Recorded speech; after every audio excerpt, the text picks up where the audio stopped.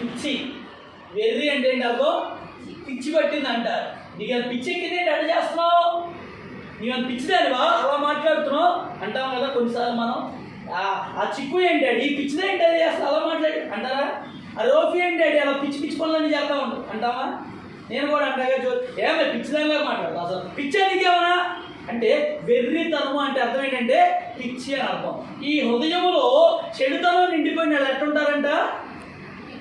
పిచ్చి పెట్టిన వాళ్ళలాగా ఉంటారు. ఆ పిచ్చోళ్ళు ఏం చేస్తున్నారో ఎవరికి తెలియదు. ఇప్పుడు పిచ్చోడి చేతిలో రాయిందనుకో, మీరు ఏం చేస్తారు? ఏం చేస్తావు? నువ్వేం చేస్తాను? ఎందుకు వెళ్తారా? ఒకవేళ వెళ్ళారనుకో పిచ్చోడు ఏం చేస్తాడు? సిరి కొడతాడంటే మాకు తెలుసుగా. తాడిగా పిచ్చి పేసాడు ఉన్నాడు తెలుసుగా. ఆ దగ్గరికి వెళ్ళి నువ్వు మాట్లాడేవనుకో చేతిలో ఏదుంటే దాన్ని పెట్టి. సో చెడుతనము అనేది మనుషుని హృదయంలో ఉన్నప్పుడు వాళ్ళ జోలికి మనం వెళ్ళకూడదు. ఎందుకంటే వాళ్ళు పిచ్చెక్కినోడు. పిచ్చివాడితో మనకి పని ఏంటి? అంతేనా? పిచ్చివాడితో మనకి పని లేదు. మంచిగా ఉన్నవాడితో మనకి పని. మంచి హృదయం ఉన్నవాడితో మంచిగా మాట్లాడుతూ వాళ్ళ జోలికి మనం వెళ్ళాలి. పిచ్చోడి దగ్గరికి వెళ్తే వాడు ఏం చేస్తాడు? వాడు ఒంటి మీద బట్టలు ఉంచుకుంటాడో లేదో తెలియదు, ఏ దొరికితే దాన్ని పెట్టి కొడతాడో లేదో తెలియదు, అసలు ఏం మాట్లాడతాడో తెలియదు. కాబట్టి పిచ్చోడితో మనకి పని లేదు. వారి హృదయం అంతా వెర్రితనం ఎట్లా ఉందంట? నిండిపోయి ఉందంట. అట్లా నిండిపోయిన వాళ్ళు అందరూ కూడా పిచ్చోళ్ళే. కాబట్టి మన హృదయం ఎప్పుడు ఎలా ఉండాలి తెలుసా? నీట్గా ఉండాలి, క్లీన్గా ఉండాలి. దేంతో?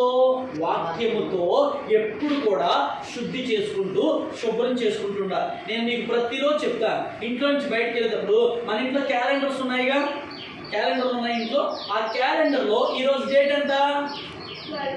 12. ఆ 12 అనే డేట్ దగ్గర ఒక వాక్యం ఉంటుంది. ప్రతిరోజు ఒక వాక్యాన్ని మనం చదువుకోవాలి. అంతేగా 30 రోజులకి చక్కగా 30 వాక్యాలు ఇస్తున్నారు. ఒక్క రోజున్న వాక్యం చదివామా? చదవాలి. ఈరోజు ఏ వాక్యంతో దేవుడు మనతో మాట్లాడుతున్నాడు అనే విషయాన్ని తెలుసుకోవాలంటే మనం క్యాలెండర్ మీద ఉన్న ఈ డేట్లో ఈ వాక్యాన్ని మనం చదువుకోవాలి. రేపు చదువుతారా? ఈరోజు 12 కదా, ఒకవేళ ఆరాధన అయిన తర్వాత ఒకసారి చదవండి. మరలా రేపు 13వ తారీఖు మరలా ఒక వాక్యాన్ని చదవాలి. అలా ఎప్పుడైతే ప్రతిరోజు ఒక వాక్యాన్ని చదువుతామో ఆటోమేటిక్గా బైబిల్ అంతా కూడా మనం చదివిన వాళ్ళని. దేవునికి స్తోత్రం కలుగునుగా. హల్లెలూయా. ఆ తర్వాత ఏమన్నా తెలుసా? తర్వాత వారు మృతుల యొద్దకు పోవుదురు, ఇది దుఃఖకరమే. ఎందుకంటే ముందు ఒక వాక్యాన్ని మనం చదివేసుకుందాం. చూడండి, ఆది కాండములో 6వ అధ్యాయంలో 5వ వచనం చదివేయండి.